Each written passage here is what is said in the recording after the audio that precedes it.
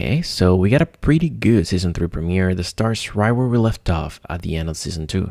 Here are the main highlights for that and some bits and pieces of overdue homework. In the first episode of Season 3 of From, it seems like Tabitha is indeed in the outside world, and like we suspected, in Camden, Maine, which is shortly after revealed to be Victor's hometown and where his father lives. And I just have to highlight how Victor's father was first introduced by walking around with a six-pack of beer in a similar fashion Victor walks around with his lunchbox. Funny parallel. Another interesting finding here is that Tabitha still appears to see the boy in white in the outside world for some reason, and I have some suspicions about that, which I'll tell you about later. The name of this episode, Shatter, just happens to line up perfectly with the things we'll go over now, based on what we've learned from these and past episodes, and some Easter eggs that are soon to be cracked. Here we are, just like Jade, trying to find out how the threads connect to each other. The big picture, the forest, the whole sweater. But one thing that seems to keep connecting everything from my eyes is this language of broken things we've discussed already. I feel like my mind is breaking. I just feel so broken. Wait, tight! You don't This place could break me! Little girl in a room filled with broken glass. And pieces used to mean something. And these are just a very few examples. Before we move on to the next section, it is crucial to understand this context to help see the bigger picture.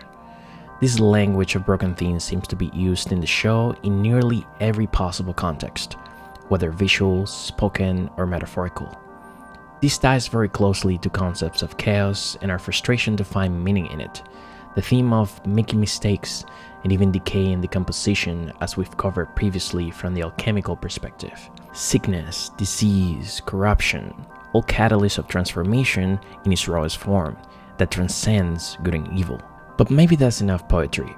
I have this suspicion that if I were to zoom in to the smallest details in the show I could find, and then zoom out as far as I can, we see some kind of shape of what's going on.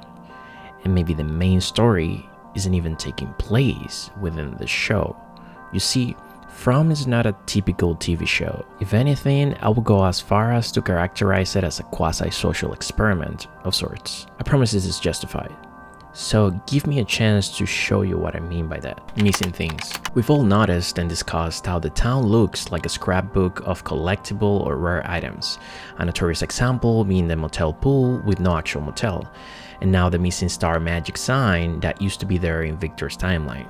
There are two key things here to remember, and one is a throwback to Season 1, Episode 6, where Tabitha found a bracelet she had lost in the real world inside the town. She said that she had made a mistake while creating the bracelet for Jim, but Jim had told her that The accidents are the best part. Yes. Why? Because it makes it one of a kind. so the bracelet had gone missing in the real world, just like they themselves are currently missing as well in the real world. And even within the town, there are items that at some point used to be there that are currently missing as well, like the star magic sign. So let's say there is also a language of missing things that's prevalent in the show, and also the idea of one-of-a-kind things, like a rare or misprinted bill that often turns into a highly valued or collectible item. And I think that theme of uniqueness is also used in the show in the psychological context to maybe inspire some kind of criteria for how people who end up in the town are selected. Lastly, I want to reference something from the Season 3 trailer, and it's Victor making a call to action to remember what's missing. I have to remember Remember what?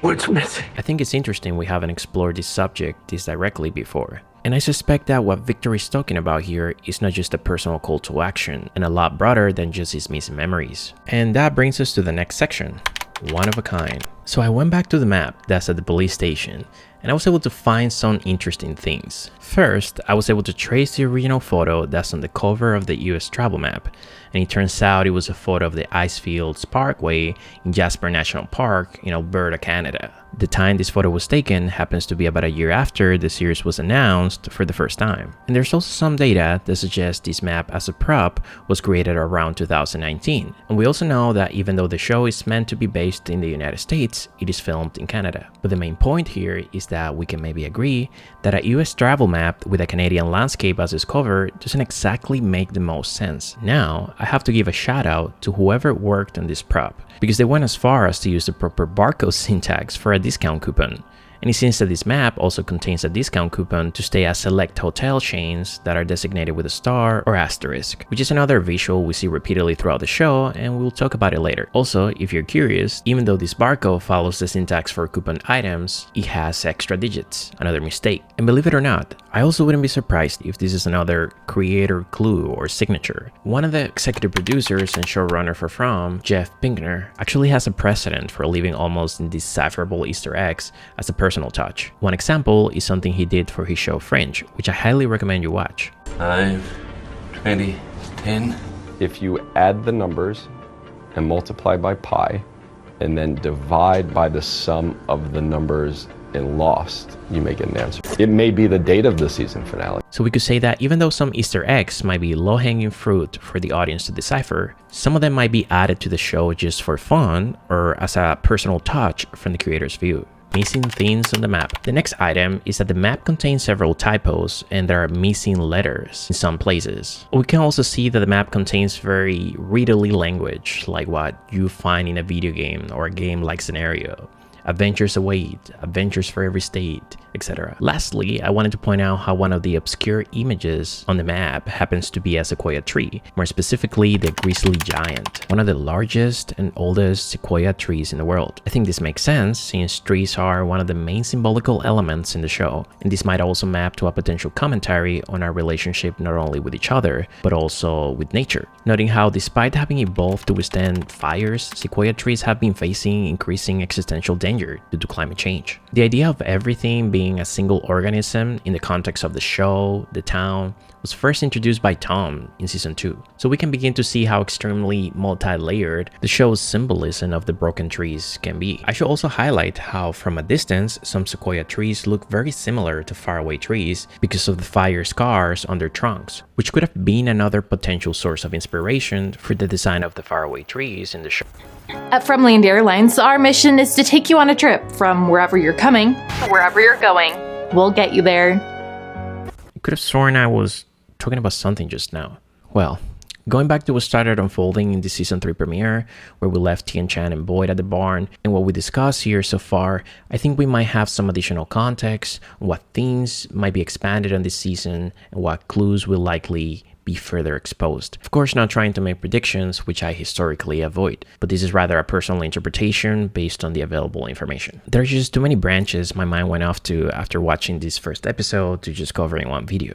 But one thing I wanted to highlight based on this episode and the season 3 trailer is the shot where Jade sees a man with his right eye injured and drinking from a skull. We've had plenty of discussions about the mythology of the show, and especially around how it seems to be truly original and not uniquely or one-to-one based on some real literature. However, it seems evident some symbolism and elements were predominantly borrowed for Norse mythology. And when I look at this scene with Jade, the first thing that came to mind was the myth of the god Odin sacrificing his right eye and drinking from the well of Mimir in exchange for wisdom. This symbolism seems more than fitting for the type of person Jade is and the path he's on right now to understand what is going on, no matter the cost. So I'm very excitedly anxious to see where Jade will go this season. And also we have to